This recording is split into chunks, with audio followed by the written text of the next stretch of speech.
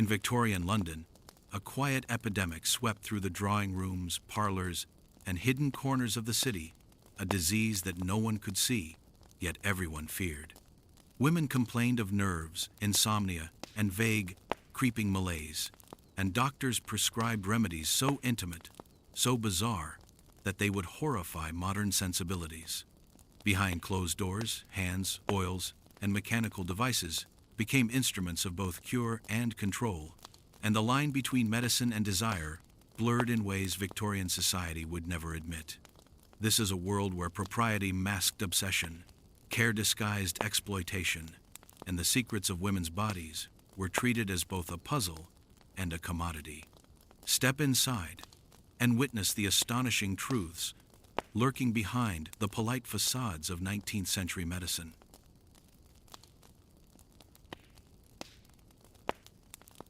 In 1862, a well-dressed London woman named Miss Eleanor Wentworth arrived at the office of Dr. Jonathan Thistlewood, a physician whose reputation for curing the nebulous affliction known as female hysteria had spread across the city like whispered scandal. Eleanor's list of complaints might seem trivial to a modern ear: anxiety, sleepless nights, irritability, and what she delicately referred to as nervous episodes. Yet to Dr. Thistlewood, she was the perfect candidate for a treatment that would horrify today's medical boards and provoke eyebrows to rise in shocked disbelief.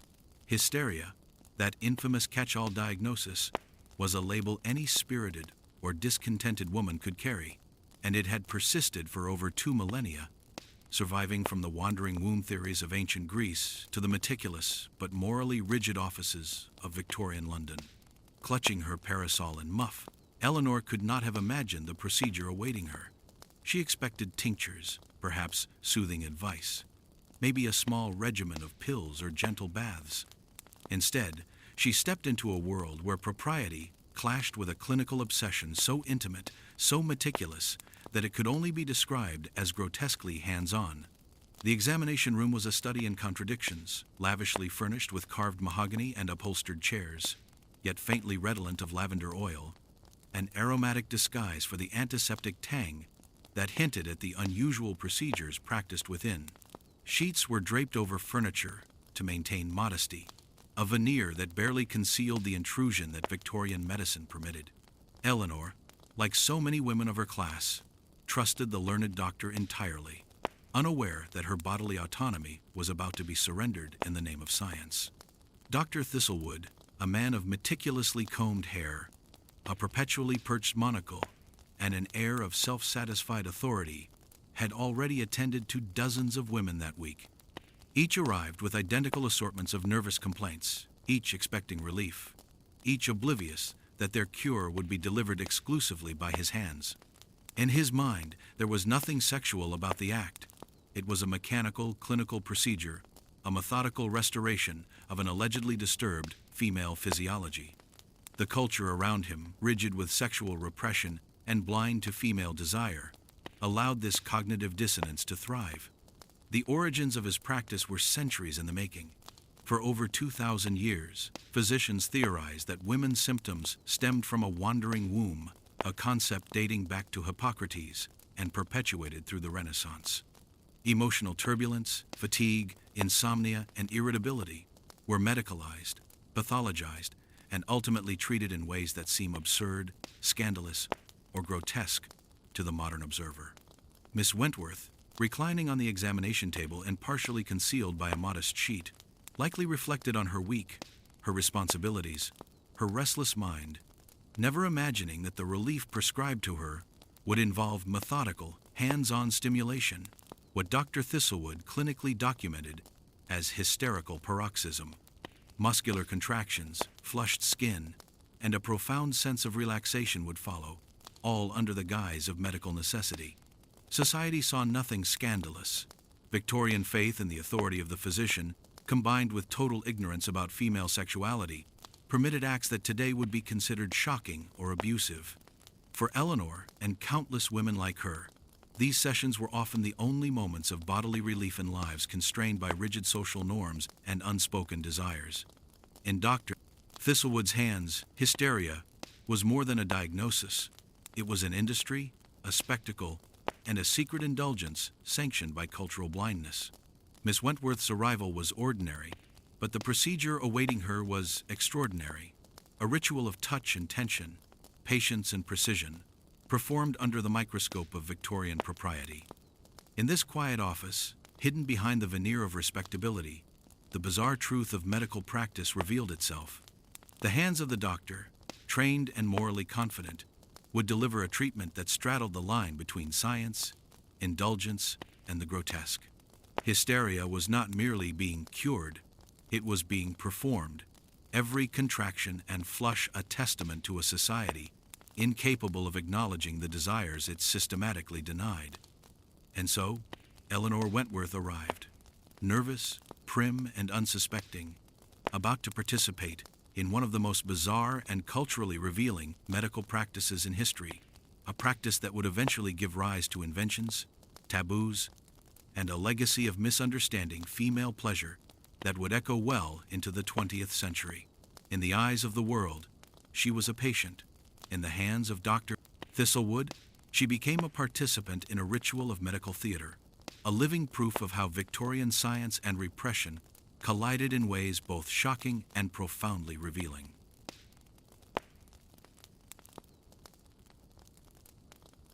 By the 1,860 seconds, hysteria had become a veritable epidemic among London's middle and upper classes.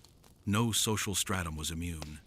From the drawing rooms of Mayfair to the servant quarters hidden behind grand estates, women reported symptoms that, to modern ears, sound almost comically ordinary. Nervousness, fainting, insomnia, irritability, loss of appetite, and a gnawing dissatisfaction with life itself. Yet Victorian physicians saw in these signs a profound medical crisis, proof of delicate female constitutions in desperate need of intervention. Hysteria was spoken of with an almost reverential dread, whispered in parlors and discussed over tea, as if it were a dark contagion lurking in the very air. Hysteria was not merely psychological, it was rooted in the body, in the very essence of female anatomy. Women were considered inherently fragile, their reproductive organs governing every aspect of physiology. Dr. William Acton, a prominent authority, insisted that most women were blissfully free of sexual feeling, and that any disturbance in their nervous system signaled pathology rather than desire. These assumptions created a perfect storm. Female suffering became medicalized, yet its real causes, sexual frustration, societal constraint, or simple human emotion, remained invisible to the very men claiming expertise. Pain, grief, or restless energy could be treated as proof of disease, legitimized by doctors armed with pencils, casebooks, and societal approval. Medical journals overflowed with case studies, pamphlets, and advertisements promising relief. Clinics specializing in hysteria sprang up across London, each doctor presenting himself as a connoisseur of female nervous disorders. Appointment books filled months in advance. Weekly or bi-weekly visits lasting years were common, some physicians seeing dozens of patients per day, each encounter meticulously documented, each symptom recorded with clinical precision. Women entrusted their bodies to male hands under the guise of propriety, unaware that treatment often involved intimate, laborious procedures, grotesque to modern eyes but entirely standard in Victorian medicine. Some would leave the office with a dazed relief, never daring to articulate the peculiar sensations that had been inflicted upon them in the name of science. Hysteria also became a tool for social control. A young woman anxious about an arranged marriage? Hysterical. A widow consumed by grief? Hysterical. A housemaid exhausted by relentless labor? Hysterical. The diagnosis was deliberately broad and malleable, granting doctors authority over women's bodies while cloaked in scientific legitimacy. Even elite women were vulnerable. Ladies attending tea parties, charity balls, or music recitals were routinely diagnosed and subtly coerced into treatment that fostered dependence on male expertise. Physicians like Dr. Thistlewood framed their work as benevolent service for the delicate constitution of womanhood, all while erasing female desire entirely. The cultural obsession with hysteria extended beyond medicine. Newspapers warned of female fragility, Pamphlets instructed caretakers on early detection, and mothers scrutinized daughters for any sign of nervous disturbance. Doctors' offices became theaters where propriety, authority, and suppressed desire collided. Behind closed doors, female bodies were examined, massaged, and monitored, all under the guise of care and respectability. The faint scent of lavender oil often masked the clinical sterility of treatment rooms, a delicate illusion of comfort for patients unaware of what awaited them. Economically, hysteria was a booming industry. Repeated appointments, scented oils, treatments, and later, mechanical devices fueled clinics. Advertisements promised rapid relief, yet the very definition of hysteria ensured that no cure could ever be permanent. A restless womb, a tired nerve, or a melancholy disposition could always be diagnosed anew. Some doctors even achieved celebrity status, their fame lending legitimacy to treatment. For patients, notoriety reassured them that their suffering was serious, though always mediated through male hands. By the 1870s, London's streets and parlors were alive with nervous women seeking relief, a city both fascinated and terrified by the invisible epidemic among daughters, wives, and mothers. Men like Dr. Thistlewood dominated the market of female illness, their hands instruments of both cure and control. The intersection of medical authority, social expectation, and sexual repression created fertile ground for hysteria to flourish, and for its bizarre treatments to become unquestioned norms. Hysteria infiltrated every layer of society, whispered behind fans in salons, discussed in hushed tones in drawing rooms, and meticulously recorded in medical journals. It was treated with hands, oils, and mechanical ingenuity, a testament to Victorian compassion twisted by ignorance and obsession. Its reality rested not in science, but in culture, authority, and assumption. Fear, propriety, and social expectation shaped a condition allowing women to be examined, constrained, and unknowingly gratified, all in the name of medicine. Hysteria thrived, reflecting an era where female bodies were medicalized and mystified, controlled by men who understood more than they admitted.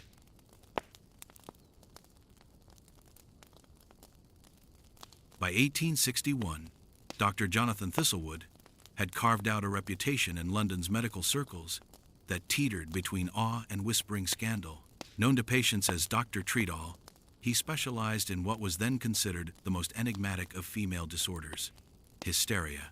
Women arrived, hoping for relief from symptoms ranging from nervousness and irritability to insomnia and fainting, and what they found was a method so unusual it would horrify a modern audience. Yet for Thistlewood, it was entirely clinical, a precise, laborious technique honed to restore balance to the female body. Dr. Thistlewood presented himself with meticulous care, frock coat pressed, gloves spotless, monocle perched with perfect tilt.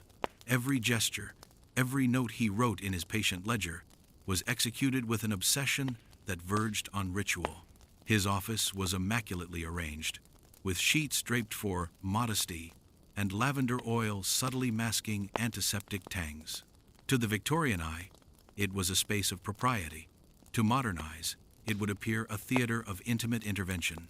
Women trusted him implicitly, unaware that their treatment would involve hours of manual stimulation designed to induce what he clinically called hysterical paroxysm. To Thistlewood and his contemporaries, the procedure was as medical as setting a broken bone. There was nothing sexual about it, nothing intended beyond the relief of symptoms. Muscles would contract, faces flush, and tension would dissolve, all under the guise of therapy. Women left appointments visibly calmer, their nervous complaints alleviated. Diaries from patients hint at acknowledgement of pleasure, though Victorian etiquette forbade articulation. One anonymous entry reads, "I depart renewed, my spirits lifted in ways I scarcely understand." Even without naming it, these women understood the paradox, relief that was bodily, intense, and entirely forbidden to speak of. The physician's fame spread quickly. Recommendations passed quietly in drawing rooms, whispered behind fans, noted in letters between mothers concerned for their daughter's health. His appointment books filled weeks in advance, and some women remained under his care for years, attending weekly or bi-weekly sessions. Thistlewood's hands became instruments of authority, expertise, and discrete power, navigating an era that demanded obedience while ignoring desire. Medical education of the time ensured his practice remained unchallenged. Female anatomy was a mystery, the clitoris scarcely mentioned. Reproductive organs treated as machinery for procreation alone.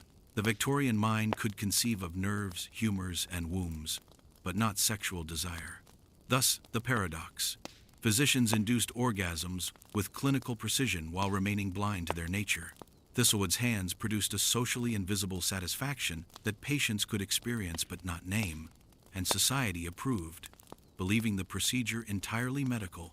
His methods quickly became a model for others. Clinics and physicians began to replicate his hands-on approach, documenting symptoms and treatments meticulously, often extending sessions to match patient needs. The practice created a subtle power dynamic.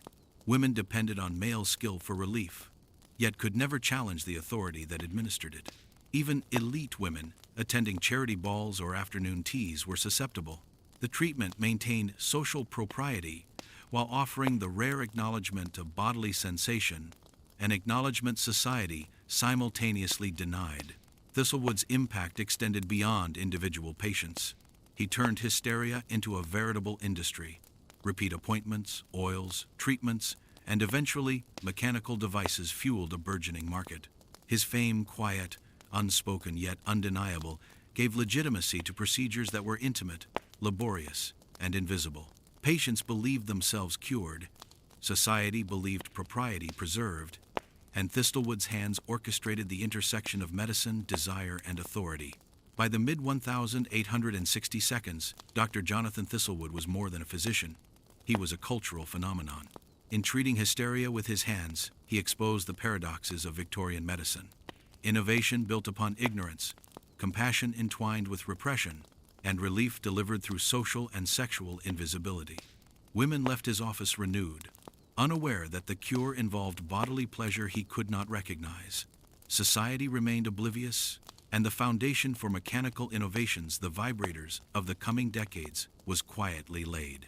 Thistlewood's story is not just one of medical history, but of cultural blindness, gendered authority, and the secret lives of women constrained by their era.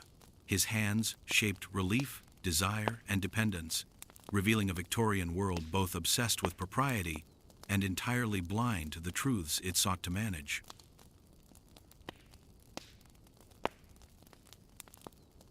Long before Dr. Thistlewood's hands began shaping relief in Victorian clinics, physicians had theorized about a far more elusive culprit, the wandering womb.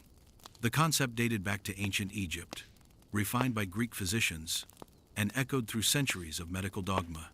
Hystera, the Greek word for uterus, gave its name to hysteria, and doctors believed that the uterus could literally roam through a woman's body, pressing on organs, nerves, and spirits alike. The wandering womb was an invisible predator, blamed for fainting spells, anxiety, melancholy, and almost any sign of female dissatisfaction. Plato described the uterus as an animal within an animal, desperate to reproduce. If a woman remained childless too long, her womb would supposedly drift, causing everything from nervous tremors to intense melancholy. Marriage and pregnancy were considered the only true remedies, as they supposedly pacified the restless organ. This explanation endured for centuries, long after Renaissance physicians abandoned much of Greek theory, yet the diagnosis of hysteria persisted. The womb might no longer wander, but women's symptoms were still medicalized, codified, and treated with a mixture of fear, authority, and male ingenuity. Victorian physicians, including Thistlewood, inherited a medical culture in which female anatomy was partially known, but fully mystified. Anatomy texts often ignored the clitoris, described reproductive organs solely in terms of childbearing, and omitted sexual function from discussion. Thus, the wandering womb became a convenient metaphor, a physical explanation for emotional, social, and sexual tension that society refused to acknowledge. Women's irritability, fatigue, or melancholy could now be interpreted as a physiological disorder rather than an emotional or social response. Medical textbooks of the 18th and 19th centuries offered a bewildering array of symptoms attributed to the wandering womb: irregular menstruation, shortness of breath, digestive complaints, insomnia, and fainting.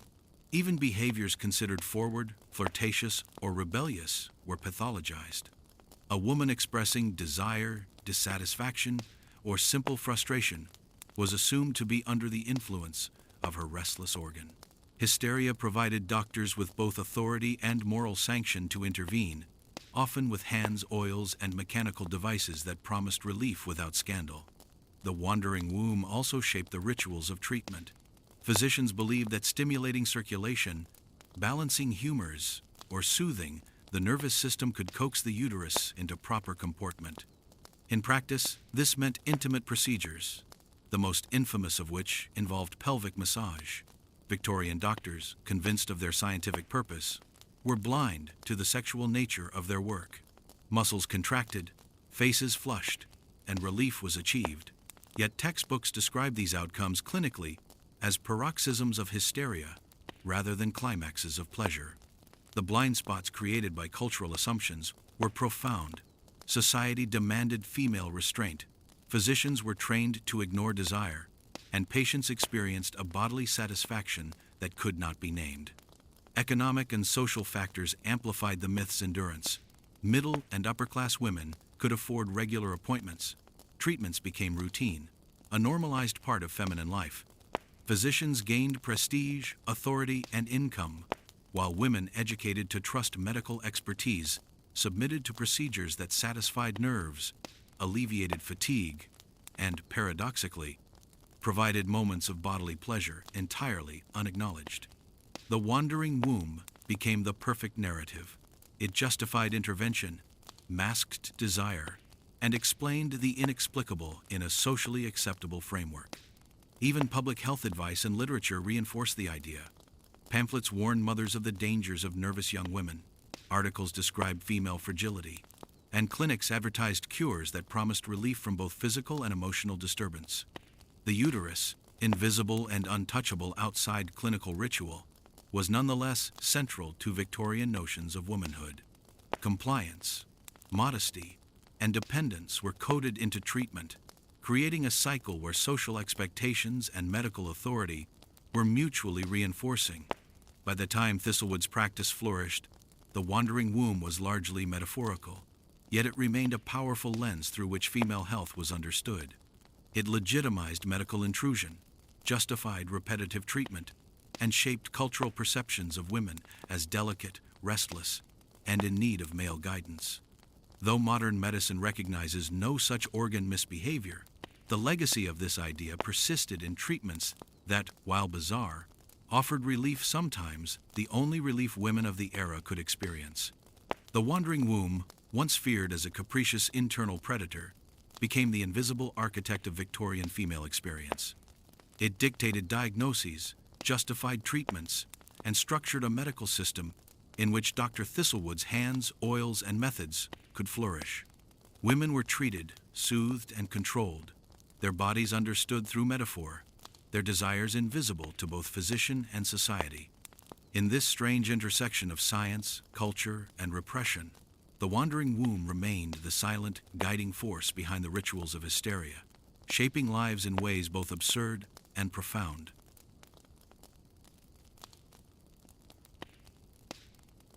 By the mid-19th century, the symptoms attributed to hysteria had grown astonishingly diverse, stretching the bounds of credulity for anyone outside Victorian medical circles. Nervousness, irritability, fainting, and sleeplessness were just the beginning. Physicians cataloged an ever-expanding menu of maladies: muscle spasms, shortness of breath, palpitations, digestive complaints, sudden fits of rage, and even phantom pains that had no discernible cause. If a woman felt a pang of dissatisfaction with life, she was likely labeled hysterical. Every twitch, sigh, or tear became clinical evidence of disorder. Doctors like Dr. Thistlewood meticulously recorded each case, producing charts and tables that resembled the ledgers of accountants more than the diaries of a physician. Each patient's symptoms were codified, the timing, intensity, and pattern carefully noted. Victorian medical texts offered precise descriptions, sometimes accompanied by illustrations of distressed women clutching their heads, collapsing into fainting couches, or writhing in spasmodic agony. To modernize, the list reads like exaggeration or fiction. Yet for contemporary physicians, these manifestations were unquestionable proof of female physiological fragility. One particularly startling symptom was nervous flashing, an intense, uncontrollable redness that spread across a patient's face, neck, and chest. Another was lacrimation fits, episodes of weeping so violent that a woman could scarcely leave her chamber. Even behaviors considered entirely normal today, curiosity about the opposite sex, sexual frustration, or defiance of societal norms, were pathologized. A single misaligned emotion could trigger a cascade of diagnoses, each reinforcing the authority of the physician and the perceived delicacy of the patient. Hysteria's catalog also included symptoms that were vaguely sexual but strictly denied as such. Restlessness in the lower abdomen, tightness in the pelvis, or sudden flushes of warmth were interpreted as evidence of uterine imbalance. Victorian physicians, trained to ignore female desire, framed these experiences as involuntary and pathological. It was a paradox. The body reacted in ways that might have indicated arousal, yet culture and medical education forbade recognition.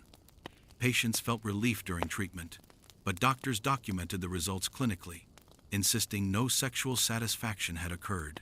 The cognitive dissonance required was enormous, yet universally accepted. The diversity of symptoms also reinforced the perception that women were inherently weak and morally fragile. Melancholy could signify both nervous disease and spiritual failure. Fatigue indicated both uterine imbalance and moral lapse. Hysteria became a catch-all diagnosis, capable of explaining any deviation from the Victorian ideal of quiet, compliant womanhood. Women who questioned authority, expressed grief, or simply desired attention were medicalized, their experiences translated into symptoms that justified intervention. This expansive symptomatology fed a booming medical industry. Clinics specializing in hysteria thrived on repeated appointments, offering treatments that promised relief but ensured ongoing dependence.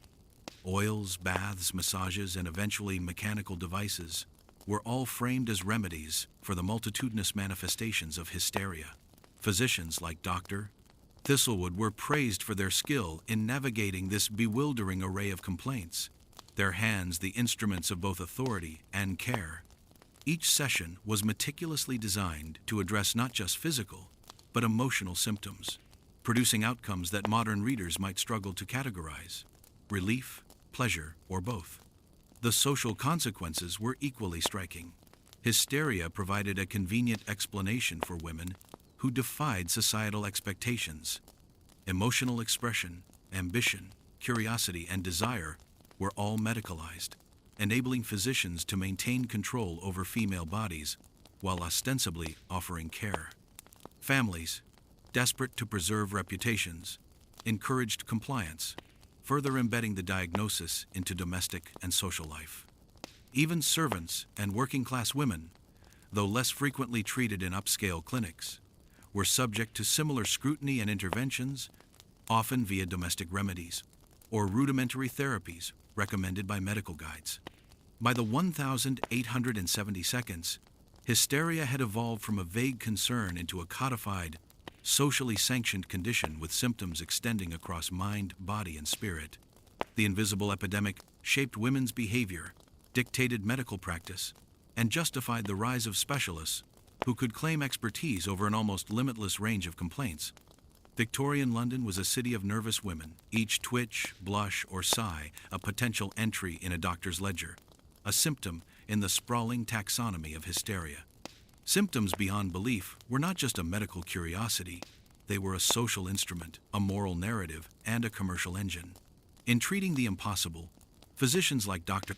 Thistlewood wielded hands, oils, and emerging technologies, producing relief and satisfaction while maintaining strict denial of the sexual undercurrent. The line between illness and desire blurred, leaving women trapped in a medicalized world that promised salvation even as it obscured their truths.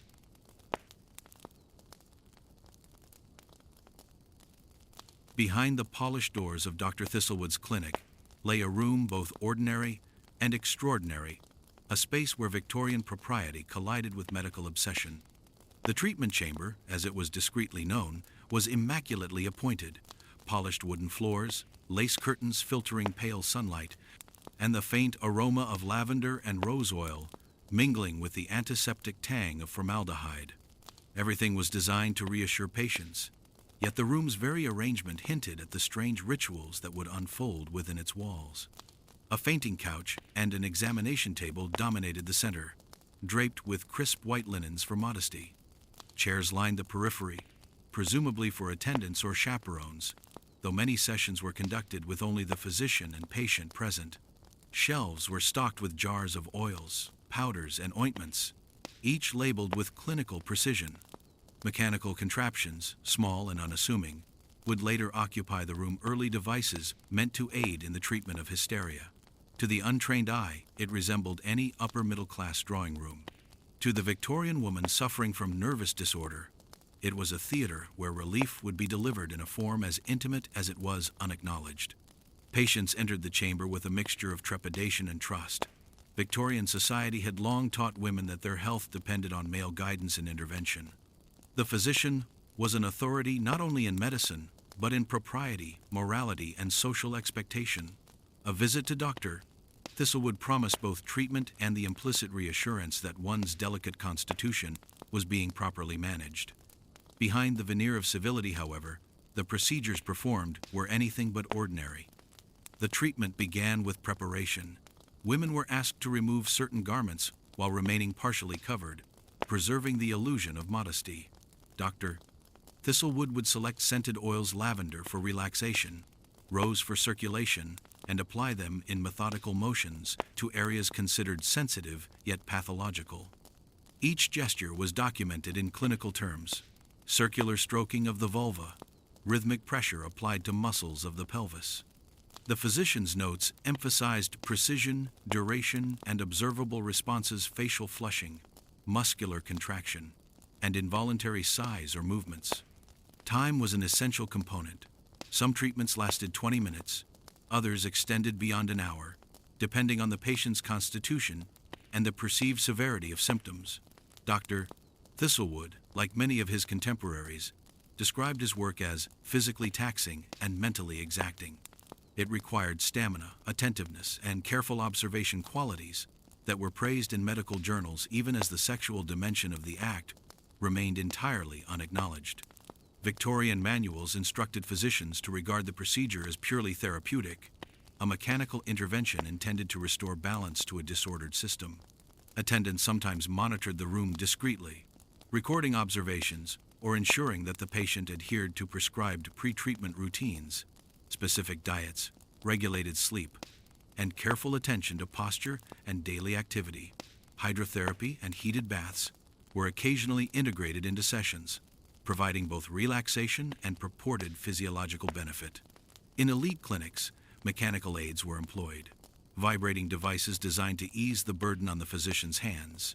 Yet these were framed entirely as medical instruments, rather than sexual apparatuses. The chamber itself was more than a location. It was a microcosm of Victorian ideology. Every object, from furniture to oil to mechanized contraption, reinforced authority, propriety, and control. Patients were guided through a meticulously orchestrated series of steps designed to induce hysterical paroxysm, what modern readers would recognize as orgasm. Yet in Dr. Thistlewood's mind and the eyes of his colleagues, the treatment was clinical, devoid of eroticism, and entirely justified by the doctrine of medicine. The psychological impact was profound.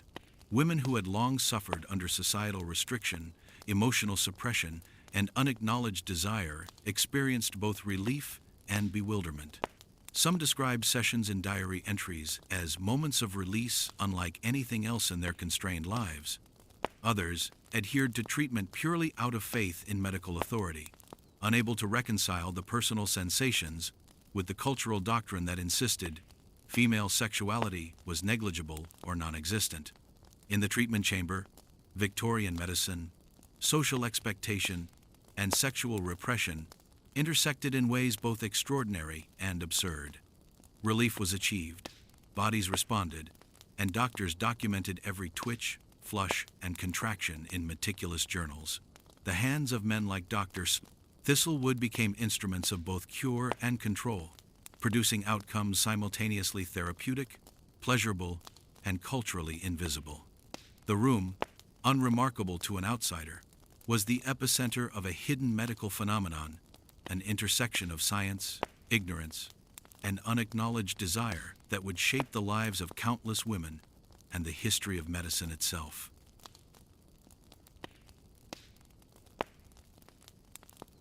In Victorian London, the treatment of hysteria revolved around one singular, shocking, and hands-on element: the physician's touch. What today would be recognized as explicitly sexual manual stimulation of a woman's genitals was regarded entirely as clinical therapy. Doctors like Dr. Thistlewood considered it a mechanical procedure, a therapeutic intervention designed to restore balance to a supposedly delicate female physiology. There was no sexual intent, only technique, patience, and an almost ritualistic attention to detail that would seem obsessive, even grotesque, to modern eyes. Every session was a careful choreography of precision and propriety, performed in a world that had no concept of female sexual desire, yet demanded relief from maladies that were simultaneously imagined, socially imposed, and medically codified.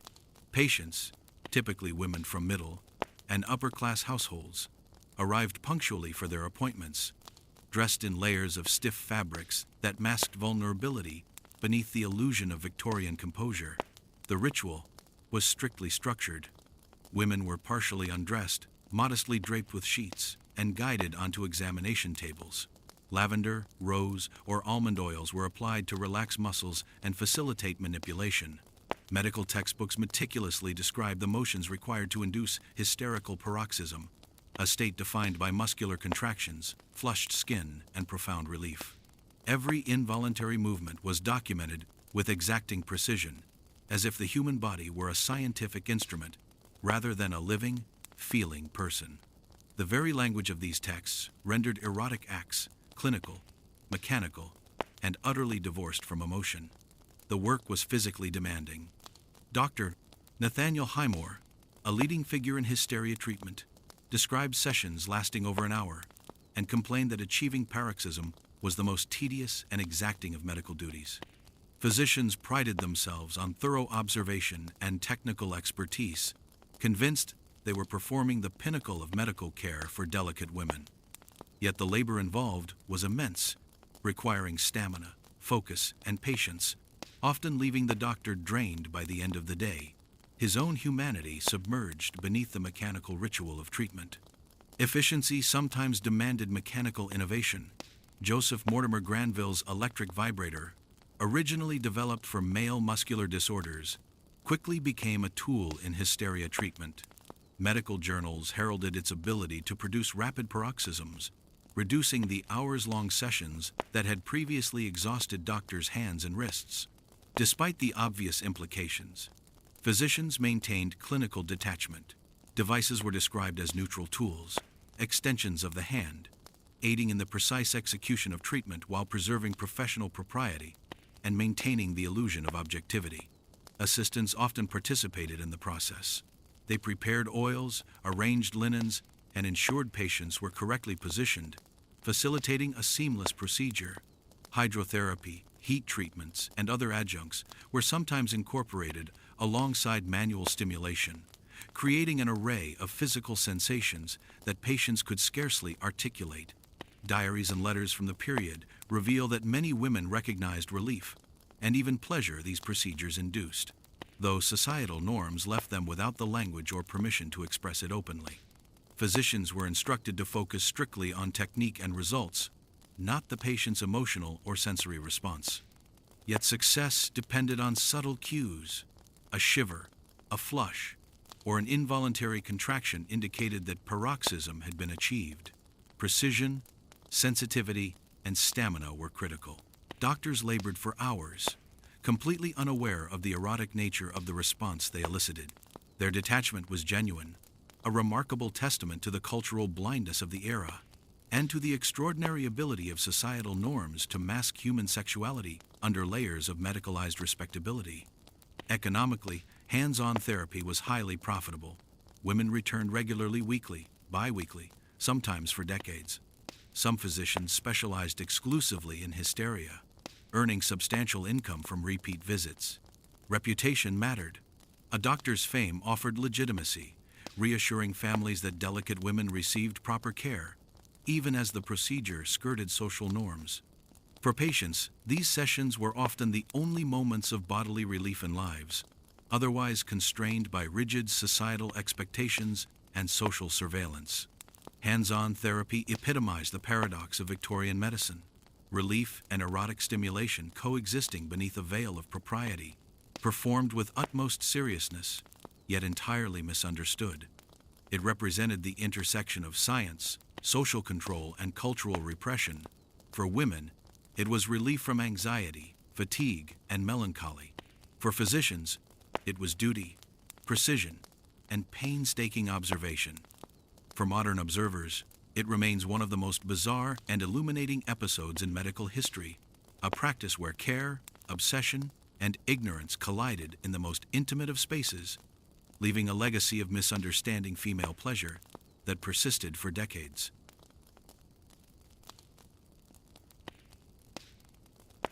In the offices of Victorian hysteria specialists, the hour-long procedure was the cornerstone of treatment, a meticulous ritual that blurred the line between medical care and intimate intrusion. For Dr. Thistlewood and his peers, it was a labor of duty, an exercise in precision and observation.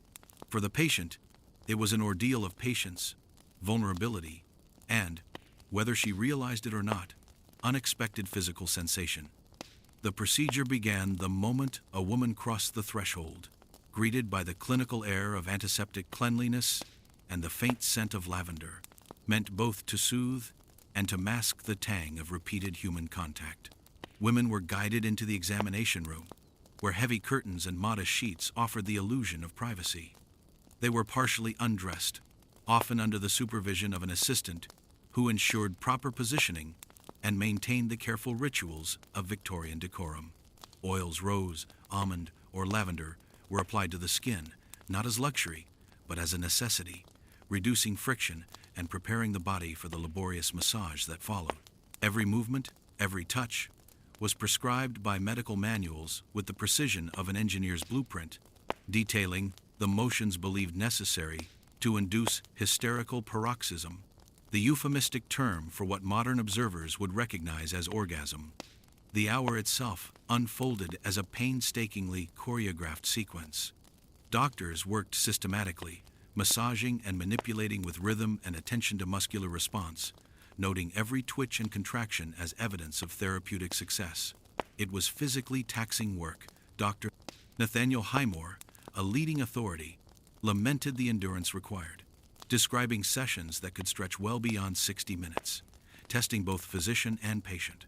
Yet, despite the intensity, the procedure was framed as entirely clinical, a manifestation of medical expertise applied to fragile female physiology rather than any acknowledgement of pleasure. Precision was paramount. A subtle shiver, a flush, or involuntary movement signaled that the paroxysm had been reached, a biological confirmation of a cure achieved. Physicians were trained to interpret these cues clinically, ignoring any suggestion of erotic response. Assistants facilitated the process, replenishing oils, adjusting sheets, and ensuring the patient remained properly aligned on the examination table.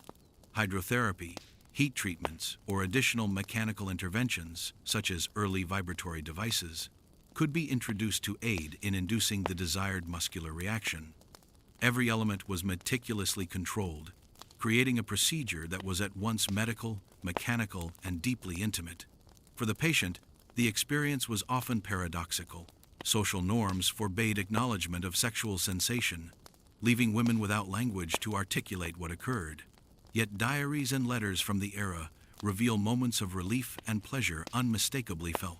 The structure of the hour-long procedure imposed a rhythm on these experiences, a measured build-up, careful attention to physiological cues, and a gradual descent into muscular relaxation and relief. Many women came to anticipate these sessions, seeking them not only for their prescribed medical benefit, but for the rare opportunity to experience bodily satisfaction in a society that denied them such recognition. Economically, the procedure was lucrative. Physicians scheduled multiple patients daily, with weekly or bi-weekly appointments stretching over months or even years. A doctor's fame and reputation guaranteed both steady income and social legitimacy, reassuring families that delicate women were in the hands of skilled professionals. Devices like Granville's vibrator would later supplement the procedure, shortening session times while maintaining clinical propriety. Yet for decades, the labor-intensive hour-long massage remained the standard, a defining feature of hysteria treatment.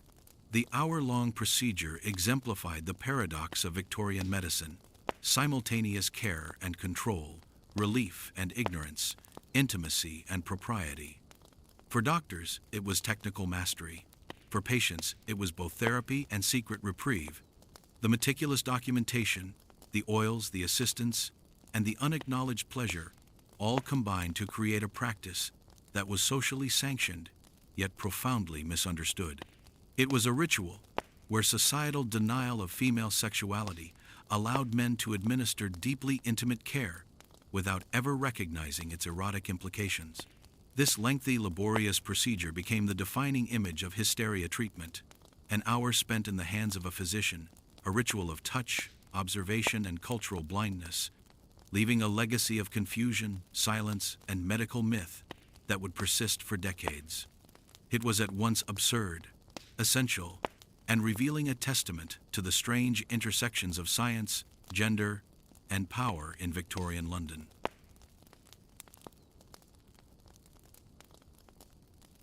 By the late 19th century, the treatment of hysteria had evolved into a sprawling industry that reached far beyond the confines of a single doctor's office.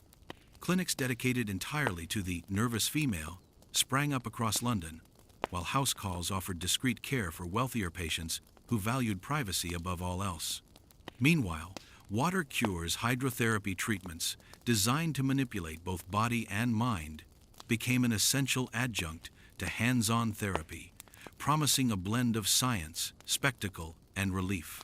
In Victorian society, there were few medical practices more widespread, more socially sanctioned, or more intimate than the care of the hysterical woman. Clinics served as the most public face of hysteria treatment. Lavishly furnished waiting rooms suggested refinement and propriety, but beneath the polished veneer, the business of healing was performed with mechanical efficiency. Dozens of women could be seen in a single day, each following the prescribed rituals of examination, massage, and observation. Physicians like Dr. Thistlewood prided themselves on systematic schedules, oils applied with precision, muscles manipulated according to clinical manuals, and every symptom logged with meticulous care. The office became a theater where science, social expectation, and suppression of female sexuality intersected, all under the guise of benevolent medical authority. House calls, by contrast, offered an intensely private experience. Wealthy women could summon a physician to their homes, where the ritual unfolded within the familiar yet carefully controlled setting of a bedroom or private study. Sheets, pillows, and scented oils maintained the illusion of decorum, while assistants prepared the patient for her session. These visits were often highly ritualized, echoing the procedures of clinics but infused with the intimacy of a domestic environment. In these moments, medical authority intruded directly into the sanctity of private life, blending care, control, and cultural blindness into a single encounter. Hydrotherapy added another layer of sophistication and spectacle. Specialized spas and water cure establishments, both in England and across Europe, offered treatments designed to manipulate circulation, relax muscles, and induce the elusive paroxysm associated with hysteria. Patients might spend hours perched on specially designed chairs while jets of water were directed at their lower bodies, often supplemented with heat or steam to heighten the physiological effect. The French termed one such treatment the la douche pelvienne, or pelvic shower, a name as clinical as the procedure was intimate. Women reported relief, invigoration, and occasionally sensations they could not fully describe, caught between therapeutic intent and bodily response. The economic stakes were high. Clinics and spas thrived on repeat appointments, often daily or multiple times per week. Families invested in regular treatment courses, trusting that medical authority, social respectability, and the promise of relief justified the expense. Physicians advertised widely, appearing in journals, pamphlets, and newspapers to proclaim their expertise. Devices like early vibrators would later supplement these sessions, shortening the laborious handwork while maintaining the clinical veneer. Yet whether in office, at home, or in a hydrotherapy spa, the procedures were remarkably consistent. Hands, oils, water, and meticulous observation formed the core of hysteria treatment across the city and beyond. The social implications were profound. Women became dependent on male expertise, not only for relief, but for validation of their experience. Hysteria provided a socially acceptable outlet for emotional turbulence, but it also ensured that female bodies remained under the surveillance of medical authority. Clinics were public spaces of both care and control, house calls a private intrusion, and water cures a theatrical intersection of science and spectacle. All three settings reflected the same underlying cultural assumptions. Women were fragile, delicate, and in need of male-guided restoration, while their sexuality remained ignored, denied, or misunderstood. Ultimately, the proliferation of clinics, house calls, and water cures reveals a society captivated by the invisible epidemic of female nervousness. Victorian London, obsessed with propriety, health, and control, created an environment in which intimate medical interventions could flourish, sanctioned by authority, demand, and the denial of female desire. Physicians were praised for their skill, patients sought relief without fully understanding it, and the bizarre marriage of therapy and erotic response continued unabated, quietly shaping both medicine and gender relations for decades to come. The era of clinical mastery, domestic intrusion, and hydropathic spectacle demonstrates how cultural assumptions could dictate medical practice. Relief, control, economics, and propriety collided, leaving a legacy of misunderstanding, secrecy, and unacknowledged pleasure that defined Victorian hysteria treatment. Clinics, house calls, and water cures were more than treatments. They were the stage upon which the contradictions of gender, science, and social expectation played out, leaving women both cared for and constrained, healed and misunderstood.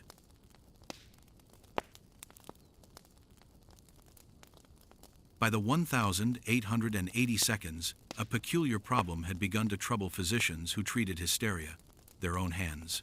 Manual stimulation of patients was exhausting, time-consuming, and physically taxing. Dr. Joseph Mortimer Granville, an English physician and inventor, encountered this issue firsthand. Years of laborious procedures had left his hands cramped and worn, and the sheer volume of patients seeking relief meant that manual therapy was becoming increasingly impractical. It was this frustration that would inadvertently spark one of the most astonishing innovations in medical and cultural history: the electric vibrator. Granville's invention was not initially intended for female patients at all. His percussor, as he called it, was designed to treat muscular rheumatism and nervous disorders in men, a tool to deliver rapid, mechanical vibrations to aching muscles. The device consisted of a handheld apparatus powered by electricity, capable of producing high-frequency movements far more efficiently than human hands ever could. Granville described it clinically, emphasizing speed, precision, and the reduction of physician fatigue. To him, it was a medical device, pure and simple, completely detached from any notion of sexuality. Yet physicians soon realized the potential for a new application: hysteria treatment. The paroxysms induced by manual therapy could now be achieved in minutes rather than the hour-long sessions previously required. Clinics across London and other major cities quickly adopted Granville's device, integrating it into the routine care of nervous women. Advertisements in medical journals praised its efficiency and reliability, often illustrating diagrams of the machine applied to various parts of the body. The electric vibrator became, in essence, a tool for mass-producing relief, reducing labor for doctors while maintaining the therapeutic illusion of hands-on care. The implications were remarkable. Women who had once endured long, repetitive sessions now experienced the same effects in a fraction of the time. Diaries from the period reveal astonishment and delight at the speed and intensity of relief, though social norms and cultural constraints left them unable to name or fully articulate the sensations they experienced. Physicians, meanwhile, maintained clinical detachment, describing the outcomes with medical precision while remaining blissfully unaware or willfully ignorant of the sexual dimension of the procedure. By the early 20th century, vibrators were no longer confined to the doctor's office. Manufacturers began producing domestic models, marketed as general health appliances. Catalogs such as Sears and Montgomery Ward included vibrators alongside sewing machines and toasters, presenting them as instruments of well-being rather than sexual pleasure. Their medical legitimacy lent social acceptability, allowing women to own and use these devices without scandal. At the same time, physicians continued to recommend them in clinics, reinforcing the perception that they were clinical tools rather than instruments of sexual stimulation. Grenville's invention also reveals the cultural blind spots of the era. Victorian medicine had created a world in which the mechanical replication of orgasm could be treated as therapeutic, a solution to a disease that had no recognized link to female sexual desire. Manuals and medical texts documented every detail of treatment with meticulous care, yet the word orgasm was never uttered. The disconnect between clinical description and lived experience is staggering. Doctors administered what we now recognize as sexual pleasure, day after day, under the guise of propriety, science, and benevolent care. The economic and social consequences were equally significant. Clinics equipped with vibrators could see more patients in less time, increasing revenue while maintaining the illusion of medical mastery. Women, meanwhile, became reliant on mechanical intervention, reinforcing both dependency on male authority and the medicalization of their bodies. The device bridged science, industry, and social control, a tangible manifestation of Victorian ingenuity, ignorance, and repression. Ultimately, the birth of the vibrator stands as one of the most extraordinary intersections of medicine, culture, and invention. What began as a solution to a physician's physical fatigue became a central tool in the treatment of hysteria, transforming both clinical practice and domestic life. It highlights the peculiar combination of compassion, obsession, and cultural blindness that defined the Victorian approach to female health.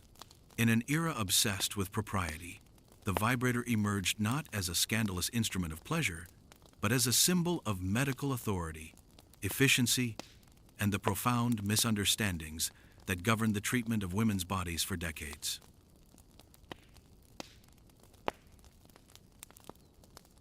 By the turn of the 20th century, hysteria had become not just a medical concern, but a booming commercial enterprise. Physicians were no longer merely treating nervous women, they were selling them relief. The streets of London, New York, and Paris were awash with pamphlets, newspaper articles, and advertisements, each promising miraculous cures for the delicate constitution of womanhood. Clinics boasted of their expertise in female nervous disorders, touting treatments that ranged from the hands onto the mechanized, from oils and ointments to the latest electric percussors. Medical advertising had become an art form, blending scientific authority with cultural fear, ensuring that women and their anxious families lined up willingly, eager to submit to male expertise. The language of these ads was carefully crafted. Phrases like restoration of feminine vitality and complete relief from nervous exhaustion were common, reassuring women that their suffering was recognized and treatable. Illustrations depicted serene women reclining gracefully on treatment tables, their faces flushed with relief, while doctors in crisp attire performed their clinical duties. Every detail of the procedure was rendered tasteful, often sanitized, transforming a hands-on intimate therapy into a spectacle of medical decorum. The underlying sexual dimension remained invisible, a secret encoded in the euphemistic language of clinical propriety. Catalogs were particularly influential. Sears, Montgomery Ward, and other household publications included electric vibrators alongside kitchen gadgets and household appliances. Vibrators were marketed as essential instruments for the home, promoting health, relaxation, and energy. One 1908 Sears ad proclaimed that vibration is life, promising the secret of vitality, delivered to one's doorstep. The copy never mentions sexual gratification, yet the illustrations women seated on contraptions or reclining in chaise-like chairs made it clear that the device had a specific, intimate purpose. The medical veneer allowed women to purchase these devices without social stigma, an astonishing achievement given the era's strict moral codes. Professional journals participated as well, often touting the efficacy of vibrators and manual treatments for hysteria. Articles described the speed, precision, and reproducibility of paroxysms induced through mechanical or manual means. Doctors offered case studies with meticulous detail: symptoms, duration of treatment, frequency of visits, and outcomes. Testimonials from patients were occasionally included, always framed in clinical terms, emphasizing relief and restoration rather than pleasure. Even these sanitized accounts hinted at the lived experience of women, a subtle acknowledgement of the hidden truths beneath the veil of propriety. Advertising was not limited to the clinics themselves. Newspapers ran columns warning families to watch for early signs of hysteria, restlessness, irritability, or melancholy, often suggesting professional intervention at the first indication. Mothers were instructed to monitor daughters, ensuring they sought treatment promptly. By linking anxiety and domestic oversight to professional medical care, advertisements reinforced both cultural norms and dependence on male authority. The market for hysteria treatment became self-perpetuating. Fear and propriety drove demand, while physicians supplied a carefully branded solution, complete with instruments, oils, and extensive case documentation. The economic stakes were high. Physicians who mastered the art of promotion could fill appointment books months in advance. Some clinics specialized exclusively in hysteria treatment, seeing dozens of patients daily. Repeat visits weekly or bi-weekly ensured steady revenue, while electric vibrators increased efficiency, allowing doctors to treat more women with less labor. Advertising made medical authority a commodity, intertwining profit with the cultural construction of female fragility. Yet there was an irony. While the ads promised relief, they perpetuated ignorance. Women were sold cures for symptoms whose root causes, repression, desire, social pressure, remained unacknowledged. Physicians profited from a system that both alleviated suffering and masked its true origins. Hysteria became a spectacle of consumption, a medicalized theater where advertising, social expectation, and sexual ignorance collided. By the 1910 seconds, hysteria advertising had reached its peak. Clinics and catalogs displayed vibrators, hydrotherapy devices, and massage instruments with the confidence of authority. Women were guided into a culture of repeat visits, mechanical interventions, and subtle but profound dependency. Medical advertising transformed hysteria from a private malady into a public industry, shaping perceptions, behaviors, and ultimately, the lived experience of countless women. In this climate, Dr. Thistlewood and his contemporaries thrived, their reputations amplified by glossy brochures and newspaper columns. Hands-on therapy became mechanized, personalized care became mass market, and hysteria became not just a diagnosis, but an industry fueled by fear, propriety, and profit. The advertisements of this era stand today as astonishing evidence of how culture, commerce, and medicine combined to create one of the strangest, most revealing chapters in the history of female health.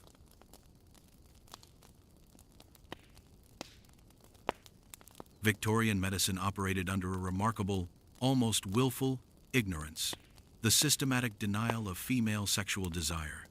Doctors, despite years of training, clinical observation, and intimate familiarity with their patients' bodies, were convinced that women were largely asexual beings. The prevailing medical texts, often authored by men of high repute, taught that female reproductive organs existed solely for procreation.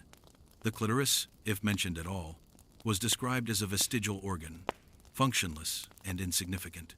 Female pleasure was absent from textbooks, absent from discourse, and absent from cultural imagination. In short, desire did not exist for women, or at least it wasn't supposed to. This denial was not mere oversight. It was cultural doctrine embedded in medical authority. Dr. Thistlewood and his contemporaries were products of an educational system that glorified male control while erasing female autonomy. Physicians performed laborious treatments, inducing paroxysms through hands-on therapy, all the while documenting muscular contractions, flushed skin, and signs of relief. Yet not a single doctor in the mainstream medical establishment acknowledged the sexual nature of the response they elicited. They saw only disease, dysfunction, and the restoration of delicate balance. Pleasure was simply inconceivable, a notion so alien it could not exist within the rigid boundaries of Victorian propriety. Patients, on the other hand, were not entirely unaware.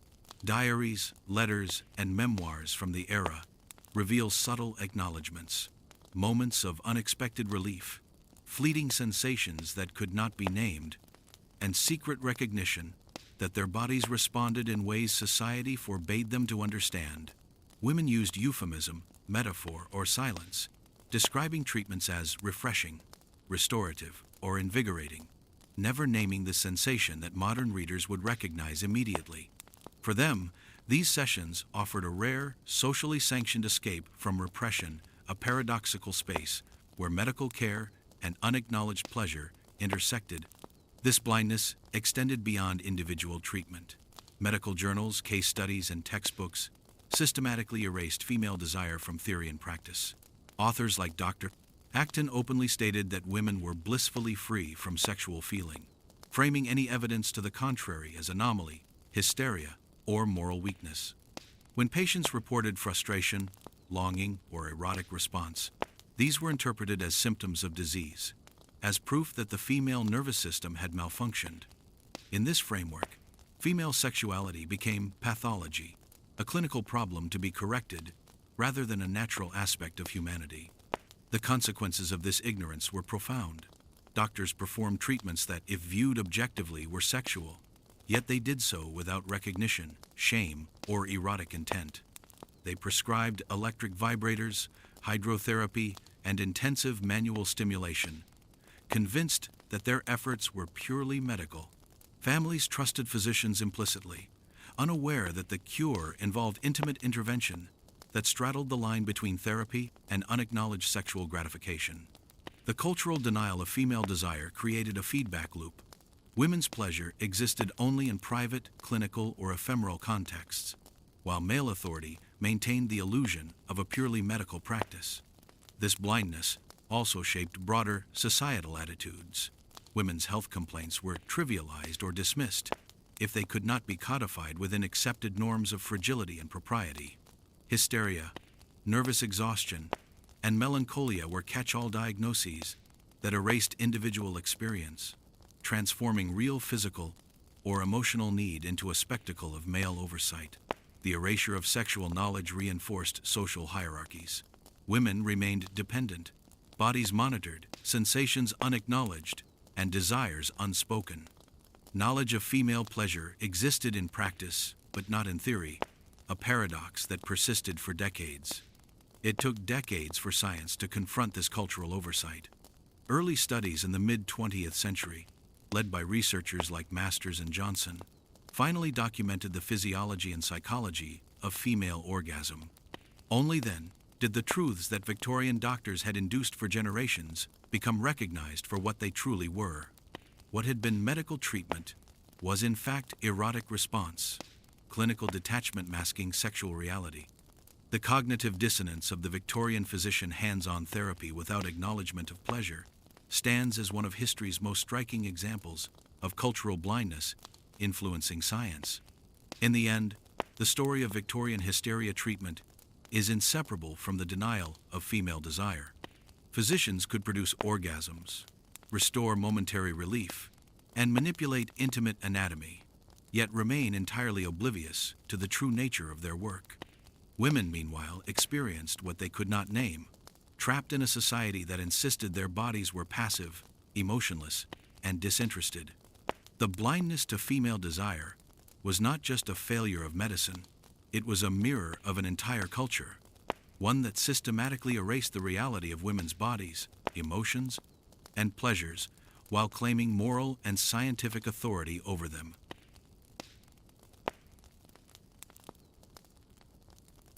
While many hysteria treatments were bizarre enough to shock modern sensibilities, some practices veered into outright extremes and atrocities, revealing the dark underbelly of Victorian medicine. The combination of cultural denial, medical authority, and ignorance of female desire created fertile ground for abuse. Physicians, confident in their understanding of women's bodies yet blind to sexual reality, often crossed boundaries that today would be considered horrifying violations of consent, autonomy, and basic human decency. Dr. Isaac Baker Brown, president of the Medical Society of London, epitomized this disturbing trend. Convinced that hysteria and masturbation were intertwined maladies, he advocated surgical intervention clitoridectomy to cure women of imagined sexual pathology. His patients were sometimes as young as 10, often brought in by desperate or trusting parents. Brown claimed that removing the clitoris would prevent nervous disorders, hysteria, and moral corruption. In his mind, he was performing a public service, safeguarding health, virtue, and morality. To modern observers, however, these were cruel, irreversible mutilations, justified by pseudoscience and cultural prejudice. Yet Brown was not alone. Across England and Europe, reports surfaced of cauterization, chemical burns, and other extreme measures designed to suppress female sexuality. Acids, caustic ointments, and even sharp instruments were applied under the guise of therapy. Diaries from patients who survived these interventions describe enduring pain, psychological trauma, and lifelong damage. Families often remained complicit, believing the physician's authority and the veneer of medical legitimacy. Horror existed in the intersection of trust, ignorance, and gendered power. Acts framed as care, but experienced as punishment. Even more common were the seemingly innocuous, yet equally invasive, practices performed in clinics and private homes. Women subjected to daily or weekly hands-on therapy sometimes reported exhaustion, bruising, or emotional disorientation. Hydrotherapy chairs with cutout seats, water jets, and prolonged massages were presented as restorative, yet they forced compliance and dependency. While some patients reported relief or fleeting pleasure, the coercive and repetitive nature of these treatments blurred the line between therapy and exploitation. Victims could not articulate what was happening, and society provided no vocabulary to differentiate relief from violation. Economic incentives amplified these extremes. Clinics advertised rapid results and maintained waiting lists, encouraging frequent and prolonged treatment.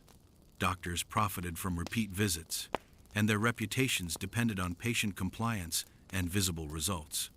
Mechanical innovations like Granville's electric vibrator were introduced ostensibly to reduce physician fatigue, but they also facilitated more efficient, relentless, and impersonal stimulation. The medicalization of female bodies became a market-driven enterprise, where women's autonomy was secondary to industry, profit, and social expectation. Some treatments bordered on theatrical spectacle. Spas in England and Germany, Baden-Baden, Bath, and others offered water cures, baths, and massages designed to manipulate nerves and muscles under the guise of restoring feminine vitality. Advertisements promised transformation, rejuvenation, and even moral realignment. Yet these rituals were intensely invasive, often leaving women drained, anxious, or emotionally conflicted. Patients were guided into positions that exposed vulnerability. Hands-on work was repeated for hours, and attendants, sometimes male, sometimes female, enforced protocol with rigid precision. The spectacle masked trauma as propriety. The extremes and atrocities of Victorian hysteria treatment underscore the tragic consequences of ignorance, combined with authority. Physicians believed they were healing, yet in many cases they inflicted harm, physical, emotional, and psychological. Cultural denial of female desire, combined with unchallenged trust in male expertise, allowed invasive, painful, and often permanent interventions to continue unchecked. Women were simultaneously victims, participants, and witnesses to a medical system that justified control under the banner of care. In retrospect, these abuses illuminate the broader dynamics of gender, power, and science in the Victorian era. The atrocities were not anomalies but consequences of a culture that denied women knowledge of their own bodies, suppressed their autonomy, and conferred absolute authority on male doctors. The legacy is chilling. Medical procedures intended to heal became instruments of control and punishment, and countless women bore the physical and psychological scars of a society unwilling to confront female desire or agency. Even amidst the bizarre yet benign hands-on therapies that form the majority of hysteria treatment, the extremes reveal the darkest possibilities of cultural and medical blindness, a stark reminder that ignorance, when coupled with unchecked power, can produce harm on an unimaginable scale.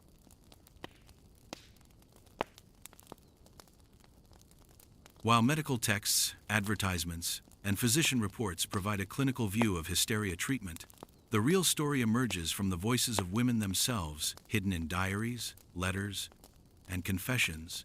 These documents reveal the emotional, psychological, and occasionally defiant experiences of patients. Unlike the detached descriptions of doctors, these personal accounts capture the humanity behind the hands-on procedures, the anxieties of Victorian propriety, and the small rebellions enacted in private. Miss Eleanor Wentworth, for example, left an anonymous diary entry in 1865 that reads, "My weekly sessions with Dr. Thistlewood are the only hours when I feel a release, a strange quiet that lifts the weight from my chest. I cannot explain why it brings such relief, nor dare I voice it aloud, but I leave the room lighter, calmer, and inexplicably restored. The language is careful, euphemistic, yet the meaning is unmistakable. Women were experiencing bodily pleasure, even if society forbade acknowledgement. The gap between medical narrative and lived experience was vast, and diaries like Eleanor's provide rare windows into that hidden world. Other confessions hint at ambivalence or even resistance. Some women expressed discomfort with the intensity or duration of treatments, writing about exhaustion, embarrassment, or moral conflict. Yet few had the vocabulary or social permission to directly challenge the procedure. Instead, women navigated subtle forms of control, arriving late, feigning drowsiness, or requesting modifications to positioning or duration. These small acts of agency demonstrate that patients were not mere passive participants. They were negotiating, tolerating, and occasionally manipulating the system imposed upon them. Beyond personal diaries, letters between friends reveal shared understanding. Women often exchanged advice on which physicians were more gentle, which oils were preferable, or how to schedule sessions discreetly to avoid gossip. While these communications were veiled in socially acceptable language, the underlying message was clear. Women recognized the dual nature of their treatment, both therapeutic and pleasurable, even if they could not name it as such. Networks of patient knowledge existed alongside formal medical instruction, creating a parallel history of experience that doctors were largely oblivious to. Confessions also highlight the psychological impact of hysteria treatment. Many women wrote of profound relief from anxiety, irritability, and sleeplessness, describing the sessions as a release valve for the tensions imposed by rigid social expectations. For some, the therapy became a coping mechanism in a world that demanded emotional restraint and obedience. Diaries reveal gratitude toward physicians, even while acknowledging the strangeness of the methods employed. This paradox, pleasure, intertwined with shame, relief entangled with compliance, is central to understanding the Victorian female experience of hysteria treatment. Yet not all accounts were favorable. Some women documented trauma, discomfort, and a sense of violation, especially in cases involving prolonged treatment, intrusive assistance, or coercive encouragement from family members. One letter, written anonymously in 1872, recounts, "I left the room with trembling limbs and a heart full of confusion. My relief was shadowed by unease, for the act, though deemed necessary, felt far beyond my control." Such entries underscore that the boundaries between therapy, exploitation, and social expectation were perilously thin. Importantly, confessions and diaries also reveal an early awareness of the absurdity and injustice of hysteria treatment. A few women mocked the nervous malady in private writings, noting that the supposed cures did little to address real issues like social limitation, marital dissatisfaction, or enforced idleness. These reflections anticipate later feminist critiques, showing that even within constrained circumstances, women could perceive the structural inequities that underpinned medical practice. Ultimately, the confessions and diaries of hysteria patients provide a counterpoint to the sanitized accounts of physicians and textbooks. They humanize the practice, revealing fear, pleasure, rebellion, and endurance, while exposing the profound gaps between medical authority and lived reality. The voices of women demonstrate that, beneath the veneer of propriety and clinical detachment, hysteria treatment was a complex interplay of control, care, and suppressed desire, a world simultaneously dictated by men's hands and experienced in the most intimate, personal ways. These documents are not merely historical curiosities, they are testament to resilience, ingenuity, and the silent negotiations that women performed to survive and even find relief within a medical system that misunderstood them completely. In the private pages of diaries and letters, the hidden truths of Victorian female experience are preserved, echoing through time with clarity and emotional intensity that textbooks could never capture.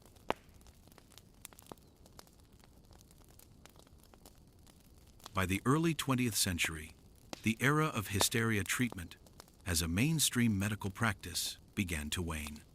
The combination of shifting cultural attitudes, new psychological theories, and the dawning awareness of female sexuality slowly eroded the dominance of hands-on therapy. No longer could physicians rely solely on centuries-old assumptions about fragile nerves, wandering wombs, and the mechanical relief of paroxysms. A changing society was beginning to challenge the foundations of their authority. One significant factor in this decline was the rise of psychoanalysis and modern psychology. Sigmund Freud, controversial though he was, acknowledged that women had sexual desires and that mental symptoms often had psychological rather than purely physical origins. This perspective undermined the clinical justification for mechanical stimulation as a cure for nervous complaints. While Freud's theories were themselves flawed and sometimes paternalistic, they introduced a new lens. Hysteria was not merely a physical disorder, but an expression of complex inner conflict and social constraint. Physicians who had long relied on tactile treatment were forced to reconsider the validity of their methods. Cultural changes also played a role. Victorian sexual repression was giving way to a more open, if still cautious, discourse on female desire and autonomy. The suffrage movement, feminist literature, and changing social expectations gradually chipped away at the notion that women must suppress emotion and bodily awareness. As public conversations about women's rights and sexuality increased, the previously unquestioned authority of the doctor in matters of female pleasure and propriety came under scrutiny. Families began questioning the necessity and morality of invasive treatments. Technology, paradoxically, accelerated the decline of traditional hands-on hysteria therapy. The invention and commercialization of electric vibrators had initially expanded medical treatment, but by the 1920 seconds, these devices became closely associated with sexuality outside the clinic. Pornographic films and advertisements began depicting women using vibrators for explicit pleasure, stripping the devices of their respectable, therapeutic veneer. Doctors could no longer claim that mechanical stimulation was a purely clinical procedure without raising eyebrows. Household vibrators were now tools of illicit enjoyment rather than sanctioned medical instruments, rendering the traditional treatment obsolete and culturally suspect. Economic shifts contributed as well. Clinics that had thrived on repeated visits for nervous disorders now faced declining demand. Patients were less willing to undergo lengthy sessions that were increasingly seen as archaic, unnecessary, or morally dubious. The rise of alternative therapies, including psychotherapy, rest cures, and pharmacology, offered less intimate, more socially acceptable solutions for women suffering from anxiety, insomnia, or fatigue. The medical marketplace diversified, leaving hysteria treatment a relic of the past. By the mid-1920 seconds, the diagnosis of hysteria itself was under question. The American Psychiatric Association moved towards stricter definitions of mental illness, and what had once been a convenient catch-all label was increasingly recognized as imprecise, reductive, and socially constructed. Doctors who had once built reputations and fortunes on their skill with hands-on therapy faced a new reality. Their methods were no longer scientifically defensible, and society's tolerance for invasive treatments had diminished. Yet the decline was not abrupt. It was gradual, layered, and sometimes contradictory. Women continued to seek relief, physicians continued to apply old techniques, and cultural confusion lingered. For decades, the shadow of hysteria treatment persisted, influencing attitudes toward female sexuality, mental health, and bodily autonomy. Its legacy was both shameful and illuminating, a testament to the power of cultural assumptions to shape medical practice, and a reminder of how misunderstanding of the human body can persist across generations. The end of the hands-on era marked more than the obsolescence of a bizarre medical procedure. It signaled a broader cultural shift. Victorian society's rigid denial of female desire gave way slowly, unevenly, but inevitably to a new understanding of women as full, complex human beings whose mental and physical well-being could not be reduced to a single diagnosis or mechanical treatment. While the devices, treatments, and rituals faded from clinics, the lessons remained. Hysteria's decline highlighted the dangers of medical hubris, cultural blindness, and the assumption that professional authority could substitute for understanding lived experience. In retrospect, the decline of hysteria treatment is both an endpoint and a beginning. An endpoint for the peculiar practices of Victorian medicine, and a beginning for a modern discourse on female health, desire, and agency. The cultural shift transformed not only medical practice, but social consciousness, revealing the ways in which knowledge, power, and morality intersected in shaping women's lives. The hands that had once sought to cure, control, and comfort were laid to rest, leaving behind a legacy of curiosity, outrage, and reflection that continues to inform our understanding of gender, medicine, and society.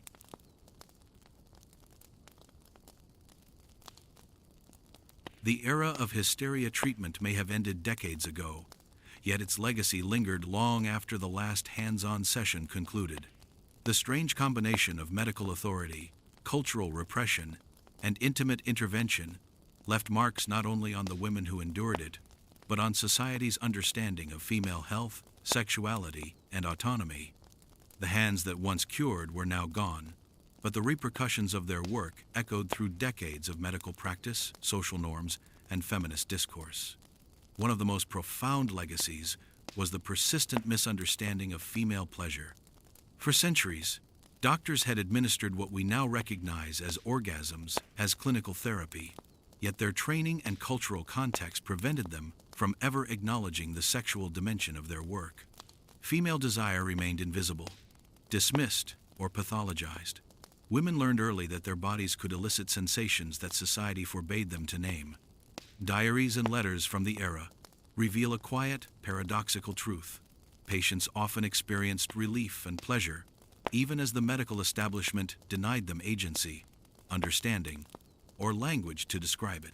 The treatment of hysteria also left a lasting imprint on the medical profession. Physicians trained in Victorian clinics carried forward notions of authority and control over female bodies, even after the diagnosis of hysteria was abandoned. Well into the 20th century, women reporting legitimate medical concerns were sometimes dismissed as emotional or hysterical, a linguistic inheritance of an era that conflated femininity with fragility. The medical community's historical blindness became a cautionary tale about how cultural assumptions can warp professional judgment. Economic and technological legacies persisted as well. The invention of the vibrator, initially a medical tool, would evolve into an object of both taboo and liberation. Once a device of clinical propriety, it would later appear in homes, films, and advertisements, bridging the worlds of medicine, pleasure, and commerce. Its transformation mirrored society's shifting attitudes toward female sexuality. What had been invisible and clinical became visible and finally normalized. Hysteria's treatment inadvertently laid the groundwork for the commercial and cultural acknowledgement of female desire, even if that recognition came decades too late for the women who first endured it. Socially, hysteria revealed the intersection of gender, authority, and conformity. Women's bodies became battlegrounds for medical, moral, and cultural control. The hands-on therapy, combined with strict codes of propriety, illustrated the lengths to which society would go to regulate female behavior and emotion. Families, social circles, and physicians alike participated in a system that simultaneously claimed to protect and to constrain. This duality, a blend of care and coercion, offers a window into Victorian values, exposing how societal norms can infiltrate both intimate spaces and professional spheres. The legacy of hysteria is not only historical but also educational. Scholars like Rachel Maines and others have studied the phenomenon to reveal the depths of ignorance, cultural blindness, and institutionalized assumptions. Their work demonstrates how medical practice can be profoundly shaped and sometimes warped by societal beliefs, highlighting the necessity of questioning received wisdom, advocating for patient voices, and recognizing the full spectrum of human experience. Modern medicine's focus on patient autonomy, informed consent, and sexual health can trace part of its philosophical lineage back to the failures and excesses of the hysteria industry. Perhaps most poignantly, hysteria's history is a reminder of resilience. Women endured treatment that was bizarre, invasive, and deeply misunderstood, yet many found subtle empowerment within it. The sessions offered relief from genuine suffering, moments of bodily sensation denied in polite society, and even a fleeting sense of control over their own experience. While the hands of physicians acted as both instruments of healing and agents of control, the patients themselves navigated, adapted, and survived the system imposed upon them. In sum, the legacy of hysterical hands is multifaceted. It encompasses medical ignorance, cultural repression, unintended innovation, and the silent endurance of women who experienced both care and violation in equal measure. Though the hands are gone, their history offers lessons that remain relevant. The importance of understanding patients holistically, the dangers of allowing cultural assumptions to dictate medical practice, and the necessity of acknowledging human desire as integral to health. Hysteria may have vanished from textbooks, but the echoes of its hands-on therapy continue to shape discussions of gender, medicine, and society. The story of Victorian hysteria, bizarre, intimate, and profoundly revealing, reminds us that medicine is never merely technical. It is entwined with culture, morality, and perception. The hands that once sought to cure and control are long silent, yet their imprint endures etched not only in history, but in the ongoing struggle to recognize, respect, and understand female bodies, minds, and desires.